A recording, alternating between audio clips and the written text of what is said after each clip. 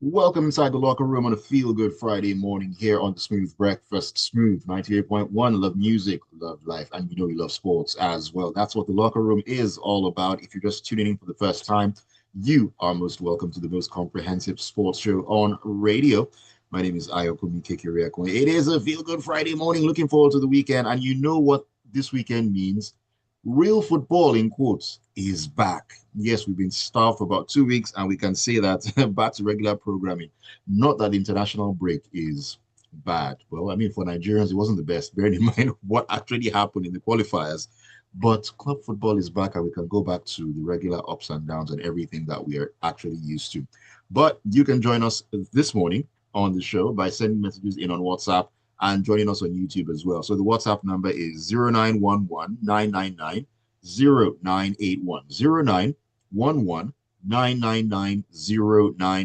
Join the stream on YouTube as well at Smooth 981 FM Lagos. Smooth 981 FM Lagos. Those are the ways you can keep up with us. Leave those comments in the chat box. Keep them coming in back to back to back. We love to hear from you every single time.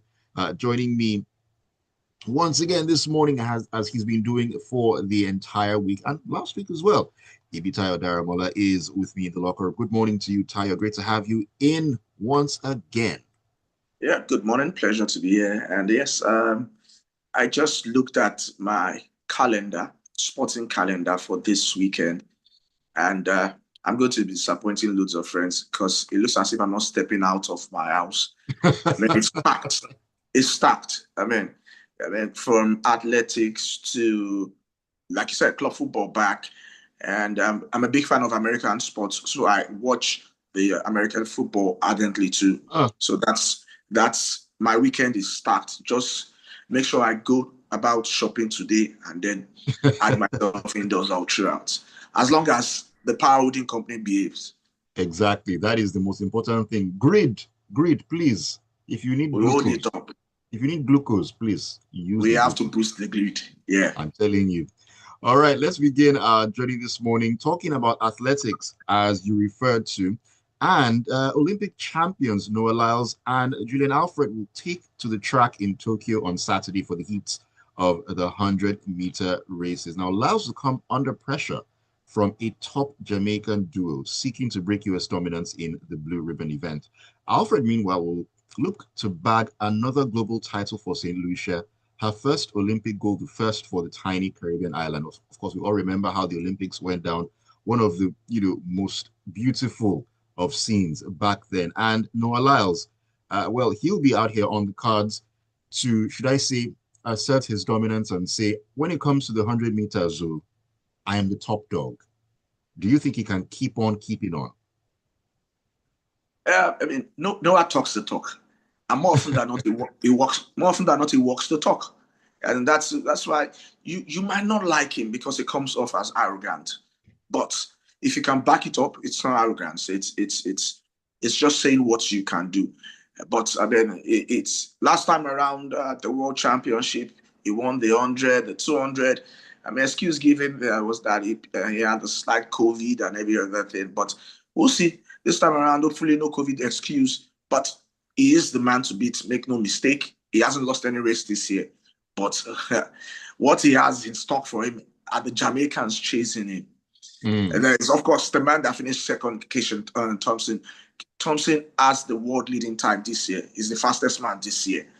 Keishan Thompson, he did that record at the Jamaican trials. The man that finished second to him, Seville, over the course of since the World Championship, he's faced Noah Lyles 5 times. He's won 3 out of 5 times. So the Jamaicans are coming.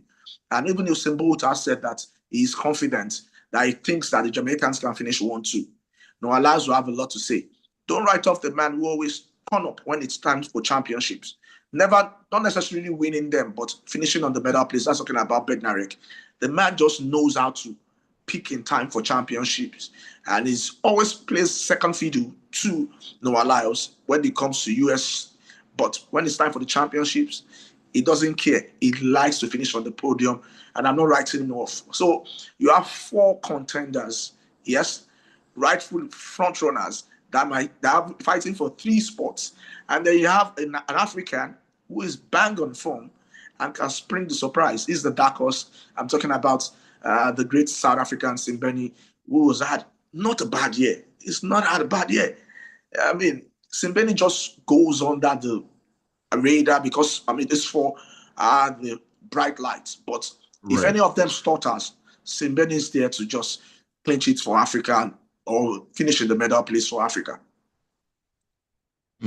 Most definitely. Before we leave this athletic story, I mean, I want to talk about one of my all-time faves, and that is Shirley Ann Fraser Price. She's 38 now, and this, I believe, is going to be her final World Championships. I mean, she's been a five-time world champion over the 100 meters, and she's been one of the dominant forces for the last 17 years. I mean, won't this be that opportunity for her to, should I say, bow out at the top? But bearing in mind that there are a lot of, hot contenders as well, do you think she can end up on the podium as she wraps up a very illustrious career?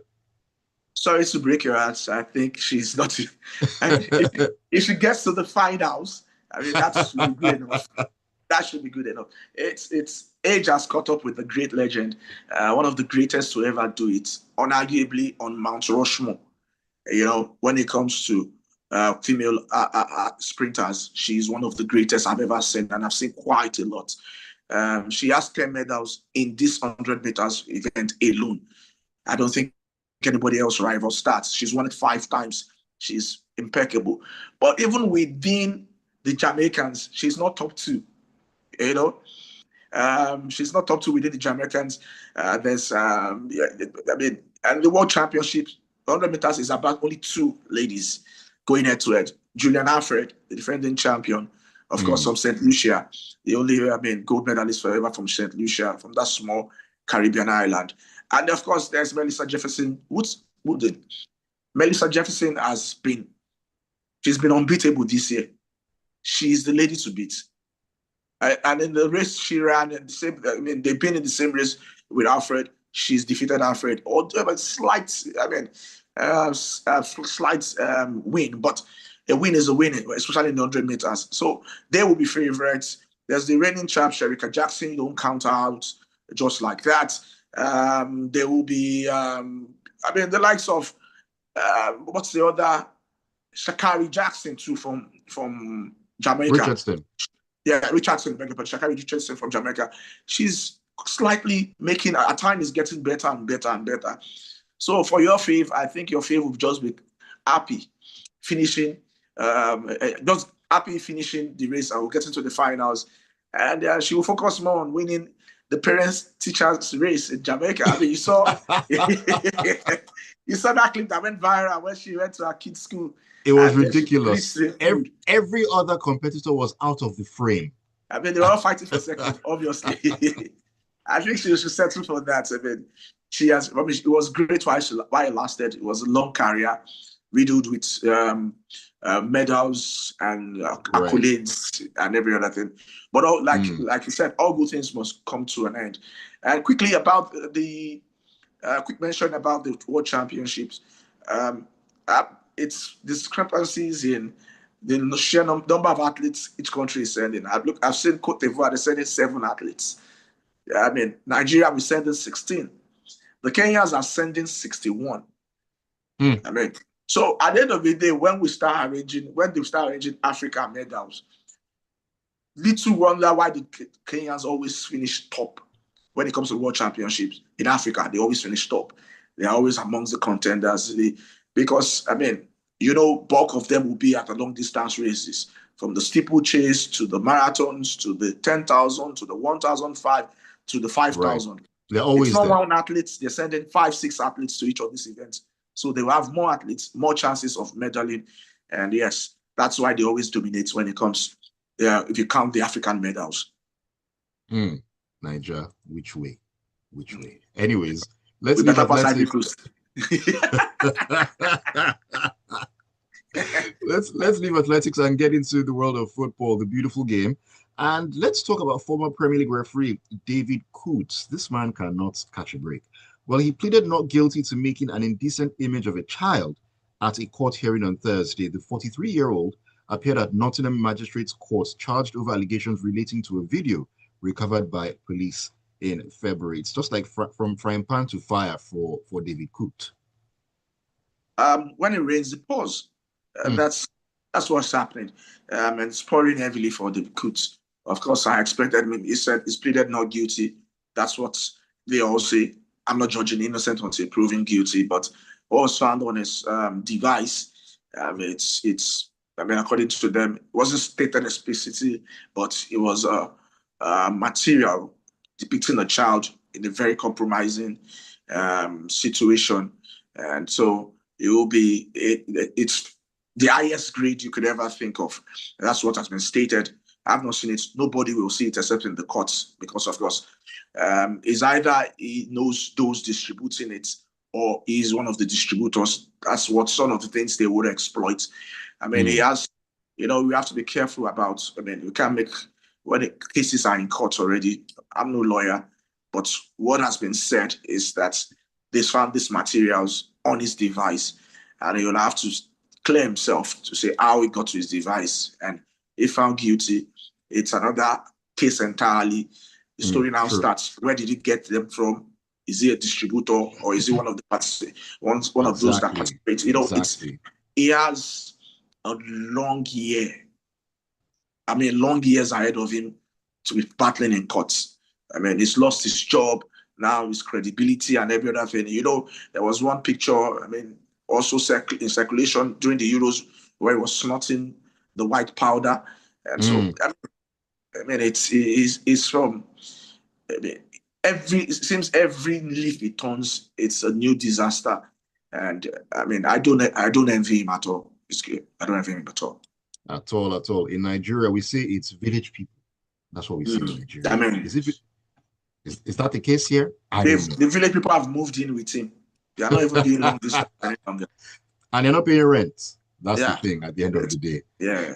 Let's take a break. When we come back in, we shall talk about the NFF. And this is still amid the fallout of the qualifiers for the Super Eagles for the World Cup in 2026. Some very interesting developments over the last couple of days. That and a whole lot more to come on the other side. Stay with us. I know that the NFF distanced themselves from that particular.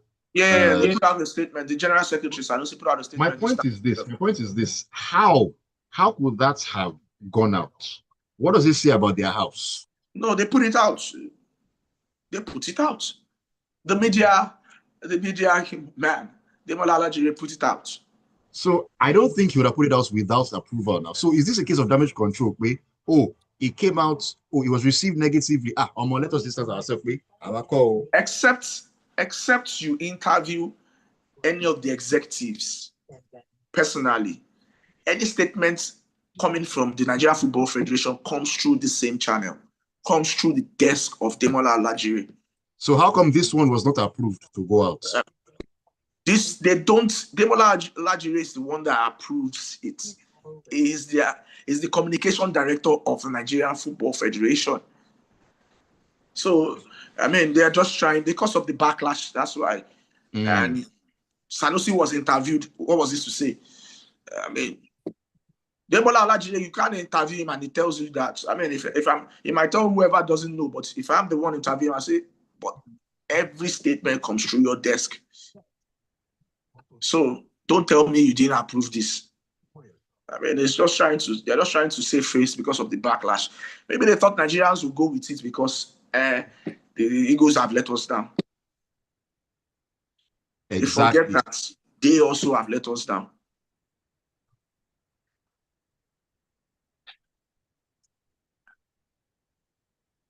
And we're back into the locker room on a Feel Good Friday morning here on Smooth 98.1. We love music, we love life, we love sports as well. Ayokunmi with you, 32 minutes past 8 a.m. We've been diving deep into the world of sporting action. You get to join us as well. Hey, we love when you're a part of the proceedings. Join us in the locker room, 0911-999-0981. That is the WhatsApp number. You can also get your front row seats to all the action out there on YouTube. We're at Smooth 981 FM Lagos, Smooth 981 FM Lagos. Leave your comments in the chat box there. I can see comments already. But Ibitayo, don't worry. Tega is out on loan. She's on a short loan, and she'll return to the club imminently. Not like Andrew Onana, she'll return to the club imminently. Don't worry about that. I'll take other comments as we get along. Ibitayo Daramola, you can hear him laughing in the background there. Thank you once again for joining me. Okay, so as advertised before we went on that break, let's talk about the NFF. Well, they've come under very heavy criticism from Super Falcon striker Asisat Oshoala and fans after its official post-match report singled out striker Cyril Dessers for blame in the Super Eagles 1-1 draw against South Africa in the World Cup qualifier in Tuesday. In a statement signed by its Director of Communications, Dr. Ademola Olajire, the Federation described Dessers' performance as too slow to latch onto passes, could not win aerial balls, and did little in bringing alive the Nigerian attack. The comments, which also faulted Captain William Troost Ekong for his own goal, sparked outrage across social media. Now, bear this in mind, the NFF have come out to say that that was a rogue statement. We did not approve of that. It's not from us. And the whole, PR mop-up and whatnot. Now, can any statement come out from the glass house without it being the thoughts and the mindset and the beliefs of the executive there? Quick, let's use your station. Let's use Smooth FM as an example. If you want to run an advert on Smooth FM, you don't go to the production crew. You don't go to the head of production. You go to the head of marketing. Right. It dots the I's, it crosses the T's, and then they forward it to the system and the time allotted for the ad to run. That's the proper thing to do. As long as the head of marketing has approved, that advert will play. It's the norm. Definitely. It doesn't need the CEO of Smooth FM to do that, because as a unit, there's division, and each division has its head. And for the Nigerian Football Federation, the head of the communication department is Demola Alajiri. And I can tell you categorically, no statement comes out through that official channel without going through his desk, without his approval. The statement was one of the most distasteful statements I've ever seen. The Nigerian Football Federation denying it, or the General Secretary himself, when he was interviewed, denying it, was expected. What was he supposed to say? Yes, we put out that statement. No, it was another department that put out that statement. It was communication department. And mind you, this is not the first time they are throwing the players under the bus when there's a loss or there's something that's happened. The former captain of the Super Falcons suffered such fate. So this Paranozi. I mean, they come out with statements, and you start to wonder, is this being made by a 100-level mass communication student or a veteran of this job who has been in this seat for donkey years? Mr. Demola Alajiri is part of the furniture when it comes to Nigerian Football Federation, for anybody that knows the structure there. It's been there forever. And any statement you see out is done on purpose. And unfortunately, it can't be withdrawn. And so debunking is the next best thing. But debunking is not coming from the department that put out the statement, rather from someone that's not from the department, nor the department head, who actually signed that statement out. So yeah, I understand what the General Secretary is saying, that we distance ourselves from the statement. You might as well just say, I distance myself from the statement. It's the communication department, talk to them. But they don't, as a department, it's still part of the Nigerian Football Federation. And if we take every statement that comes from them as fact, as representing the Nigerian Football Federation, why should this not be part of it? Now, I feel what they've done is, rather than represent Nigerian Football Federation and put out the statement that represents the Nigerian Football Federation, they've done that as a fan, as a Nigerian, and put out his personal opinion. You can't put your personal opinion to represent a football federation's opinion. It makes no sense. And the backlash they've suffered, rightfully so. But I fear that this will still continue, because this is, like I said, this is not the first time we've seen a statement throwing the player under the bus. I fear that because there's no punitive measure put in place or to be carried out when people go, outside the structure. People say, okay, yes, they go talk, they go forget about them. And which tends to happen all the time. that's what we're doing. We're talking. Yeah, we'll talk, and then we'll go on. And then something happens again. They put out another statement. I was last time they did it, and then because nothing changes. So I'm not.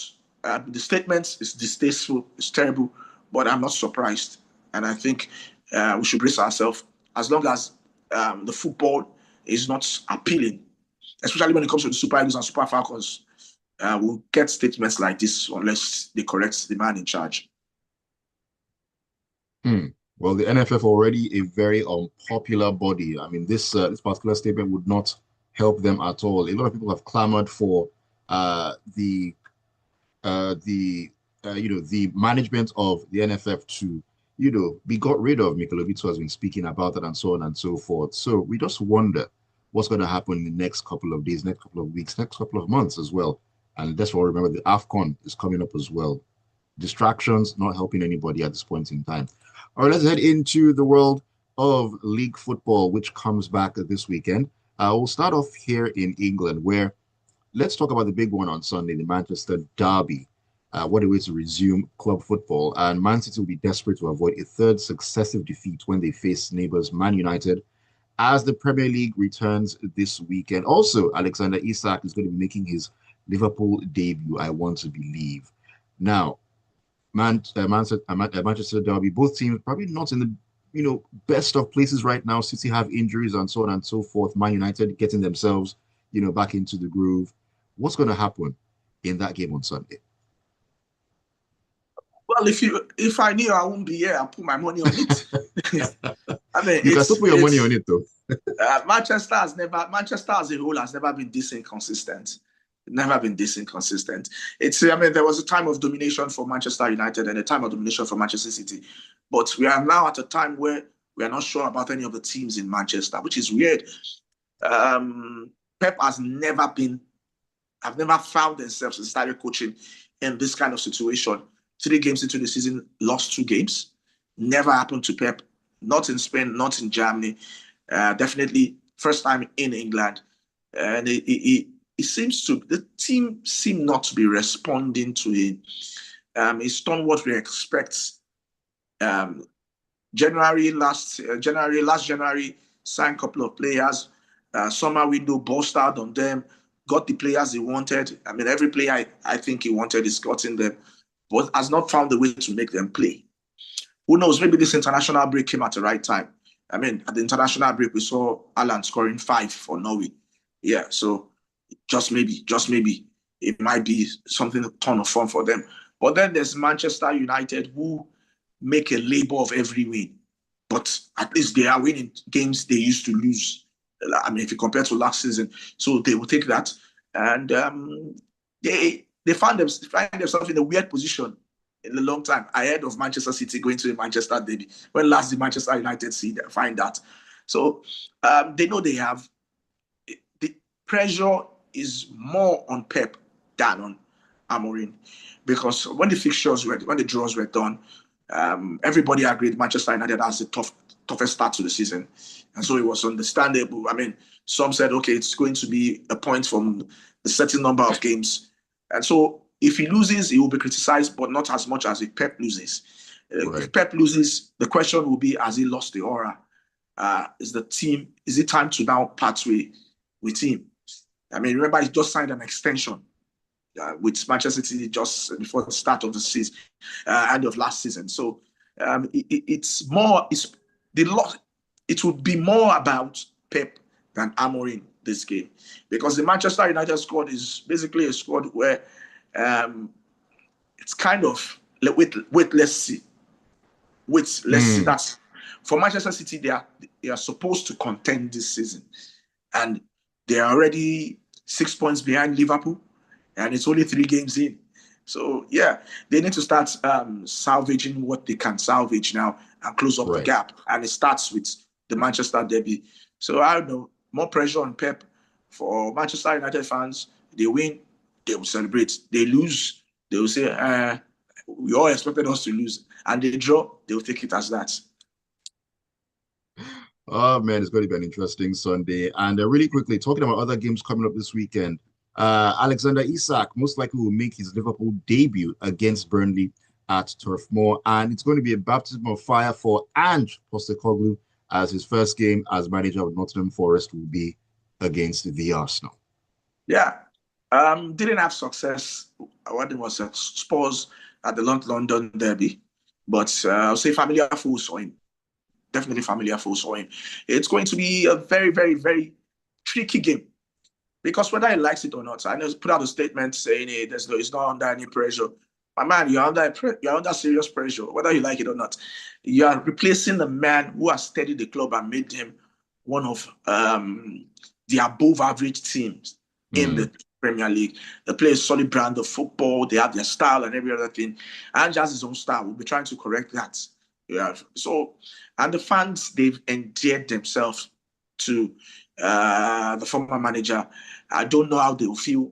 They trust their owner, but the manager has done nothing wrong before he was sacked. It was just a breakdown between the coach and the coach and the ownership. That's why he was sacked, not for footballing reasons. So Ange is under a lot of pressure to continue from where the coach stopped and is not starting in a very good place. But Arsenal are coming from a loss too. And if there's no better time to take them on than when a team is coming from a loss, because there's doubts when you have a loss after having a win and a win, there's doubts. Loss sows a seed of doubts in you, and that's he can capitalize on. They have the personnel to worry Arsenal, but I don't know. Ateta was questioned about his starting lineup the last time around. He will have more of his players fitter. Odegaard should be fitter to start. We don't know whether Ibitayo will be fit to start. Things like that. So Ateta will also be under the microscope scrutiny because it is believed he now has the squad to win the league, not contend, not finish second. He now has the squad outright to win. So he will be under the scrutiny seriously, and I think it's make or match season for Ateta. So he knows that he has to start getting it right, and way of getting that is bouncing back from that loss to one of your toughest rivals, Liverpool, last time around. Yes, indeed. All right, Tayo, let's very quickly, because time has flown by. This happens when you're having so much fun. Let's talk about what's going on with Arsenal's London neighbors, Chelsea. They've been charged by the FA with 74 alleged rule breaches related to payments to agents between 2009 and 2022. The transfers are primarily focused on transfers between 2010-11 and 2015-16 seasons. Just give us some insight into this one, Tayo. So basically, let me break it down as possible for everybody. It's Chelsea. Roman Abramovich sells the club to Todd Boehly. Todd Boehly, like a typical businessman, brings in the finance guys, pays, and brings in the finance guys. Go through this finances. Since this man took over, let's go through the I's and dot the T's and make sure that everything is in order. And they go through it and they see some discrepancies there. Financial discrepancies here, and there's some monies that can't be accounted for, by the book. So Todd Boehly reported Chelsea and submitted it to UEFA and to English FA. So it's not like they investigated them and they found this out. They went through their own books and they reported, this is what we found on the books. And so UEFA has already done it so quick. UEFA needs money. They find Chelsea. I think last year, Chelsea has 17 million there or thereabout. Chelsea has paid those fines. Now the FA, they've gone through that. They're just following protocol. 74 breaches. Involves agents, third parties. So basically it was under the Roman Abramovich era and not the Todd Boehly era. And so this is a normal process. You've been found guilty of 74 charges.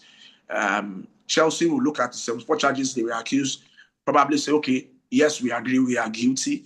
And then what's the fine, what's the punishment? It probably end in fine because what will be considered in this offense is that how Chelsea cooperated, they presented the evidence to them saying, this is what we found. You didn't come to investigate us. we preempted that and we said this is what we found. So like what UEFA did, I think that's what the FA is going to do. It's going to look at everything and then put a certain amount to it and then hit them out. It's going to be probably a very large fine, and Chelsea will find a structure to pay that fine. And that's what I doubt. Ideally, if they had found them out, it would have led to point deduction. It might even have led to a loss of cups, depending on maybe transfer what ban or something as well. Yeah, transfer ban and everything. The transfer ban might still kick in, but I don't think the point deduction will kick in, and that which is good news for them because they cooperated and they presented it. So it's bad, but the good news or the greatest news for Chelsea and Chelsea fans out there is that they discovered it themselves and they submitted it to the appropriate bodies saying this is what we found. They didn't come to find them out. Yeah. Right. Chelsea just willingly took their legs to the police station and said, hey, I saw something, Yeah. Please. And hey, this goes where they were backyard. We just see her for money. We just see her for I'd really tired on a lighter note. The transfer ban might not even be bad because with Chelsea have decided to just sign everybody. I mean, you should rest a bit. Chelsea already has everybody on their books. Everybody's on Chelsea book. I'm the only person not on Chelsea books. I am not on their books as well. I don't mind being on their books. I don't mind being on their books. I'm telling you, man.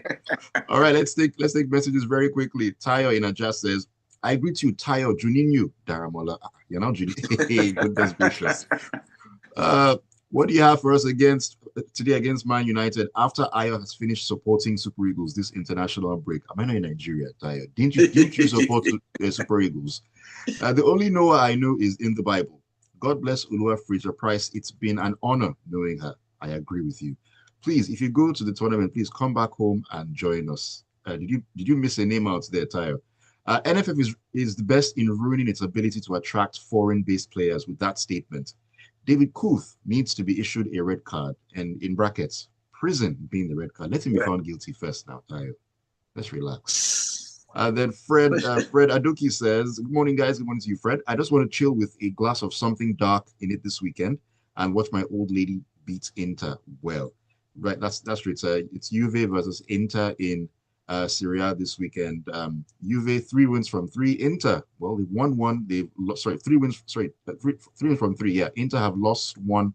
They've won 1 as well. I think they've played twice. Okay, no, Juve have played 2-1-2. Played 2-1-2. Inter have played 1 and lost 1. So it's a mixed bag for Inter out there. Where's it going to go? I just wonder. But all I do know is going to be a bumper weekend of football. Let me take YouTube comments here. Pajopayo says, thank God normal football is back because what was with the break? United resumes with a tough City trip. Should be interesting to see. I agree. Ayafedada says, the current administration of NFF has to go. But will they go? That's the question. Uche Namoko says, can FIFA dock the 3 points from South Africa so we actually know our stand?